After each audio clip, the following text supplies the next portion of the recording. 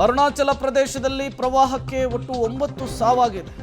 East ಕಮಾಂಗ್ ಜಿಲ್ಲೆಯಲ್ಲಿಯೇ 7 ಮಂದಿ ಅಸುನೀಗಿದ್ದಾರೆ. ಗುಡ್ಡ ಕುಸಿತದಿಂದ ಕೆಸರಿನಲ್ಲಿಯೇ ಮೃತದೇಹಗಳು ಹುದುಗಿ ಹೋಗಿದಾವಂತೆ. ಮೃತದೇಹವನ್ನು ಮೇಲೆತ್ತುವುದಕ್ಕೆ ಸೇನಾಪಡೆ ಹರಸಾಹಸ ಪಡಬೇಕಾದಂತಹ ಪರಿಸ್ಥಿತಿ. ಅರುಣಾಚಲ ಪ್ರದೇಶದಲ್ಲಿ ರಣಮಳೆಯ ಅಬ್ಬರ, ಅದರಿಂದ ಆದಂತಹ ಅವಾಂತರವನ್ನು ಗಮನಿಸ್ತಾ ಇದೆ. ಹಳ್ಳಿಗಳಲ್ಲೂ ಕೂಡ ಇದೇ ರೀತಿಯ ನೀರು ನುಗ್ಗಿ ಭೋರ್ಗರಿತಾ ಇದೆ. ಅದರ ಪರಿಣಾಮ 7 ರಿಂದ 9 ಸಾವಾಗಿರುವಂಥದ್ದು. ಈಸ್ಟ್ ಕಮಾಂಗ್ ಜಿಲ್ಲೆಯಲ್ಲಿಯೇ 7 ಮಂದಿ ಸಾವಾಗಿದೆ ಅನ್ನುವಂತಹ ಮಾಹಿತಿ ಸಿಗ್ತಾ ಇದೆ. ಸಾಕಷ್ಟು ಪ್ರಮಾಣದಲ್ಲಿ ಹಾನಿ ಉಂಟಾಗಿದೆ. ಪ್ರವಾಹದ ಸನ್ನಿವೇಶದಲ್ಲಿ ಸಿಲುಕಿಕೊಂಡವರನ್ನು ರಕ್ಷಿಸುವಂತಹ ಕಾರ್ಯ ಕೂಡ ಭರದಿಂದ ಸಾಗ್ತಾ ಇದೆ.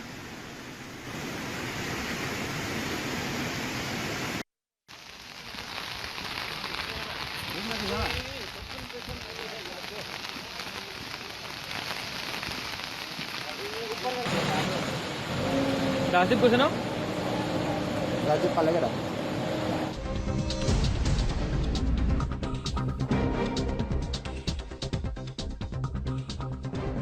ಮಣಿಪುರದಲ್ಲೂ ಕೂಡ ಮಳೆ ಅಬ್ಬರ ಜೋರಾಗ್ತಾ ಇದೆ. ಪ್ರವಾಹದ ಸನ್ನಿವೇಶ ಸೃಷ್ಟಿಯಾಗಿದೆ. ಕಾಕುವಾ ಸೇರಿದಂತೆ ಹಲವು ಪ್ರದೇಶಗಳಲ್ಲಿ ನೆರೆ ಈಗ ಸೃಷ್ಟಿಯಾಗಿರುವಂಥದ್ದು.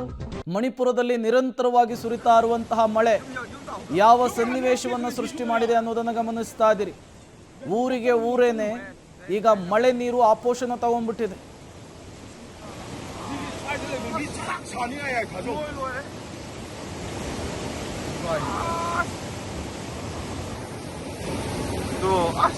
ಜಲಜ್ವಾಲೆಗೆ ಈಶಾನ್ಯ ಭಾಗದ ರಾಜ್ಯಗಳ ಪರಿಸ್ಥಿತಿ ಹೇಗಿದೆ ಅನ್ನೋದನ್ನು ನೀವು ಗಮನಿಸ್ತಾ ಇದ್ದೀರಿ.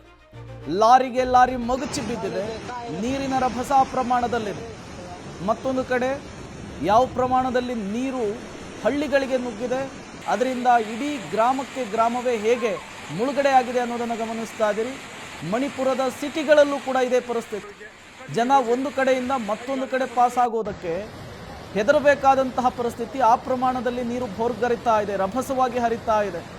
ನದಿ ಪಾತ್ರದ ಜನರ ಪಾಡಂತೂ ಹೇಳತೀರದಂತಾಗ್ಬಿಟ್ಟಿದೆ.